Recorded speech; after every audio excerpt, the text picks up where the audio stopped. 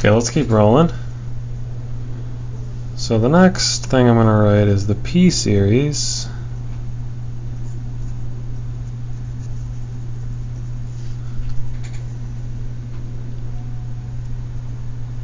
okay. So if you remember from the improper integrals, we had a p-test for improper integrals. It said whether or not an integral converged. We just said that an integral converges if and only if the corresponding sum converges. That's the integral test.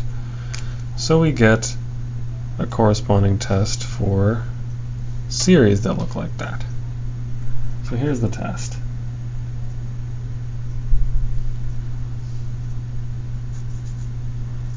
The sum from n is equal to 1 up to infinity of 1 over n to the p converges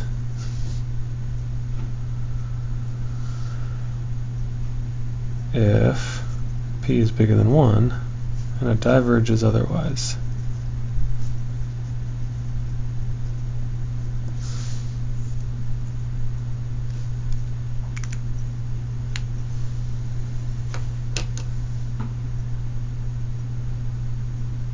And the proof of this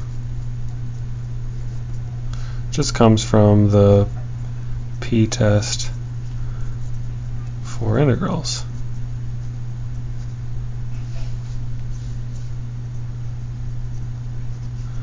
Using the integral test. Okay. So for example,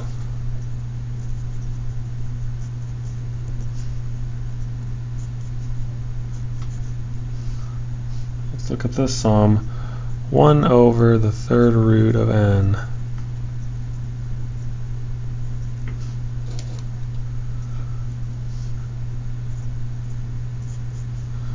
or the sum 1 over n squared. So instantly I know that this diverges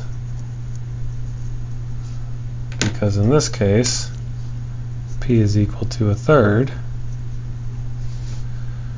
and that's less than 1, right? And I know that this converges because this one is p is equal to 2, which is greater than 1. Okay, the test doesn't tell me what the sum converges to, but it tells me that it converges. Okay, here's another way to determine whether a sum converges or diverges. This is called direct comparison.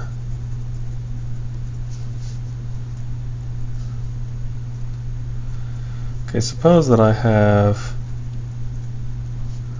two sequences, one of which is bigger than the other, for n bigger than m sum m. So in other words, if my index is big enough, if n is big enough, this guy's bigger than this.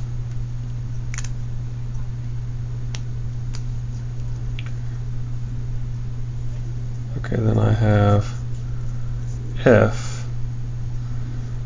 the larger guy converges,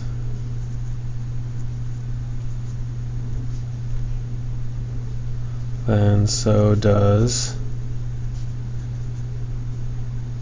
the smaller guy. And if the smaller guy diverges,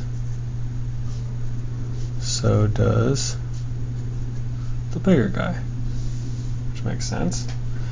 That's why it's called comparison, because you're comparing two series. So for example,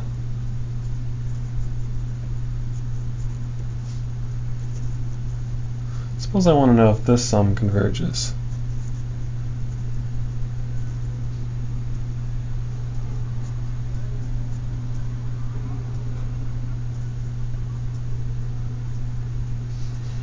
Okay, so this is kind of complicated.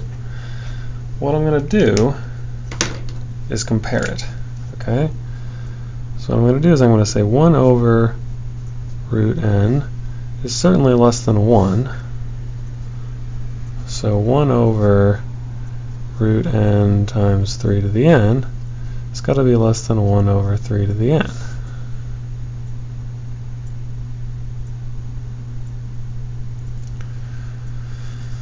So this guy is like my an,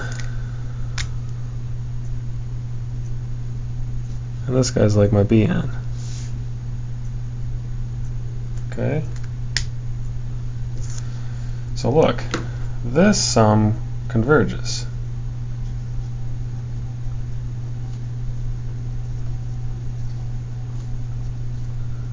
That's because it's geometric.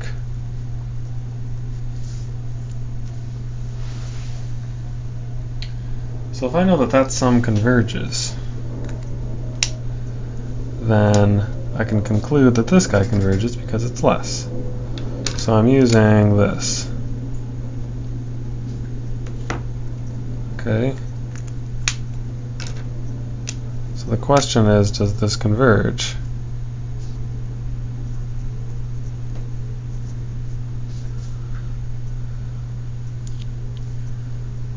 So, because it's bounded above by a convergent sequence, the answer is yes.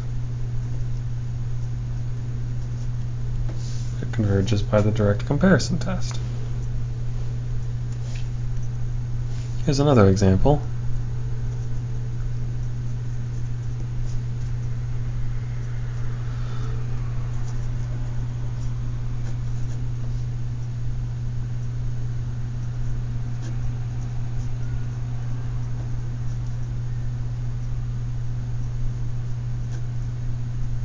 This is the natural log.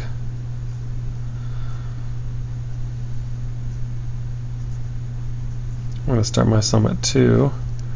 Does this converge?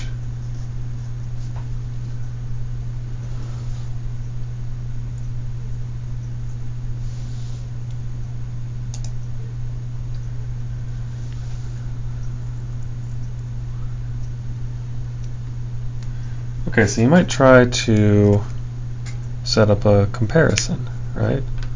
So just like before, I can say 1 over n ln of n squared is certainly less than 1 over n. And that's just because ln of n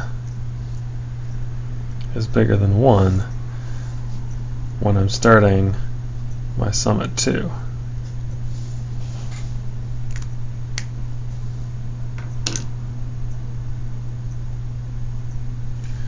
The problem is that this guy diverges. Okay? So the comparison test doesn't work.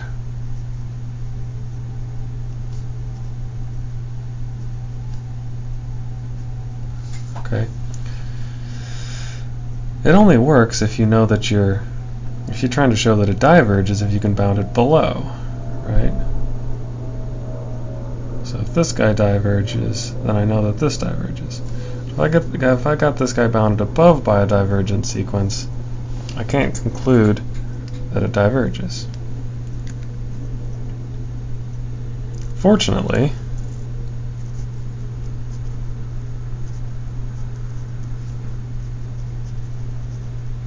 the integral test works. So let's look at the integral from 1 to infinity of 1 over x ln of x squared. First of all, before you apply the integral test, you need to show that this is decreasing. It's certainly positive and bounded. It's bounded below by 0, right?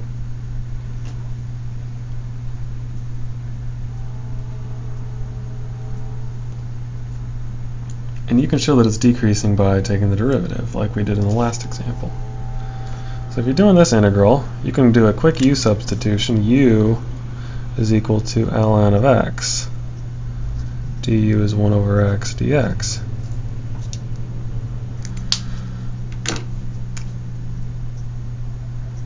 That immediately converts this into the integral from the natural log of 2 to infinity of 1 over u squared du, which converges. So if the integral converges, then the sum has to converge by the integral test. So the answer is yes.